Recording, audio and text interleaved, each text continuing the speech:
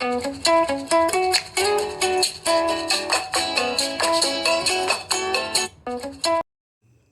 உறவுகளே, இன்றைக்கி நம்மளோட கிராண்ட் நோஃபல் ரெசிப்பியில் சுவையான சத்தான உளுந்தஞ்சோறு எப்படி செய்கிறதுன்னு பார்க்கலாம். பாத்திரத்தில் 1/2 கப் 100 கிராம் உடைச்ச தொளி உளுந்து சேர்த்து வறுத்துக்கலாம். ரொம்ப வறுபட வேண்டாம், மணம் வர வரைக்கும் வறுத்துக்கலாம். இப்போ வறுபட்டு மணம் வந்துருச்சு. இதை மாற்றி ஆற வச்சிடலாம். சூடு ஆறினதும் 1/2 கப் உளுந்து கூட 1 கப் 200 கிராம் அரிசி சேர்த்து கலந்து விட்டுறலாம். இதை 3-4 தண்ணியில் நல்லா கழுவி எடுத்துக்கலாம்.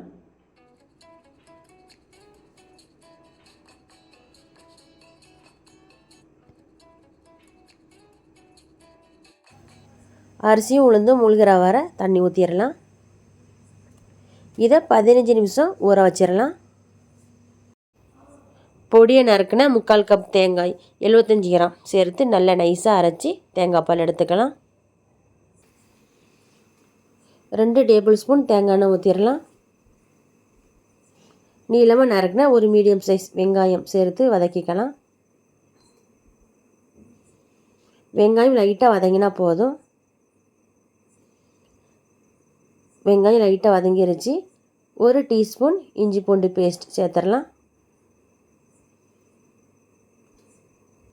இஞ்சி பூண்டு பேஸ்ட்டோட பச்சை வாசனை போகிற வரைக்கும் நல்லா வதக்கிக்கலாம். 3 கப் தேங்காய் பால் ஊற்றிடலாம்.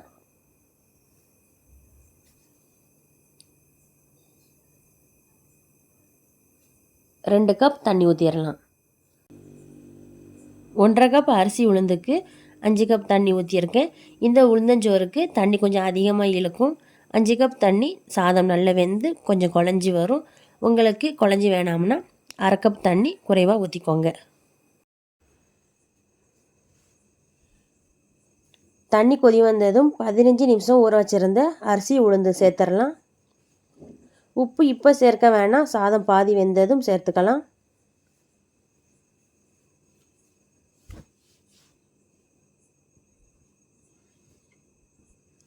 பாதி அளவு சாதம் வெந்துருச்சு. நம்மளோட சுவைக்கு தக்கன உப்பு சேர்த்து கலந்து விட்டுறலாம்.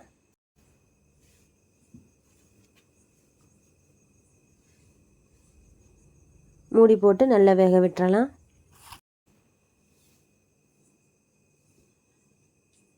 சாதம் நல்லா வெந்து ரெடி ஆயிருச்சு. ஒருக்க கலந்து விட்டு அடுப்பை ஆஃப் பண்ணிடலாம். இப்போ சுவையான உடம்புக்கு சத்தான உளுந்தஞ்சோறு ரெடி ஆயிருச்சு. நீங்களும் இதை மாதிரி செஞ்சு பாருங்கள். நான் உளுந்தஞ்சோறுக்கு கருவாட்டு குழம்பு தான் வச்சுருக்கேன். கருவாட்டு குழம்பு நம்மளோட சேனலில் போட்டிருக்கேன். இந்த வீடியோ உங்களுக்கு பிடிச்சிருந்தா லைக் பண்ணுங்கள், ஷேர் பண்ணுங்கள். நம்மளோட கிராண்ட் நௌஃபல் ரெசிபிக்கு மறக்காமல் சப்ஸ்கிரைப் பண்ணுங்கள். நன்றி.